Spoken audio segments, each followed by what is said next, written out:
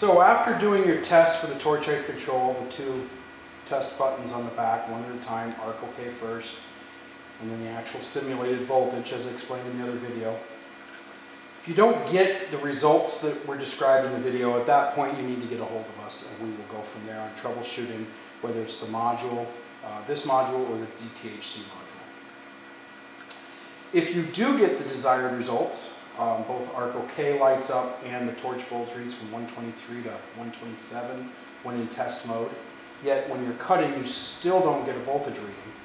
Most likely the hypotherm unit is not outputting a divided voltage. Now at this point there's a couple of ways we can check it. It all depends on the user's comfort level using a voltmeter. In every hypotherm manual, this particular one is for a PowerMax 65 or an 85, on page 319 is the pinout. The ones we're concerned with are the voltage divided outputs. That would be pin number 5 and pin number 6. What it is the plasma cutter takes the actual cutting voltage, divides it by 50, sends it out those two to this module, which converts it to a digital signal. Now again, because we tested this and simulated that and we have a reading, but we're not getting a reading when we're cutting, it's probably not getting any input from the plasma cutter. You would disconnect this, almost like a stereo plug. You're going to notice a silver and a black ring, then some silver and another black ring. You would set your digital voltmeter to DC voltage, put one probe on the tip. Polarity is not polarity sensitive, it's irrelevant.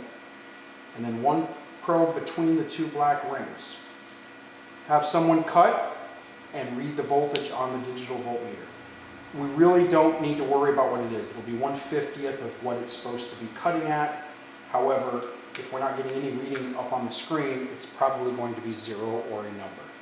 If it is 0, we're going to need to get a hold of hypotherm. You can either return the plasma cutter to us or any authorized dealer and get the hypotherm unit repaired. In the interim, if cutting is absolutely necessary, you can turn torch height control off completely. How you do that is you turn this the same way that you would do a test cut, as explained in the write-up that came with the machine and in our manuals.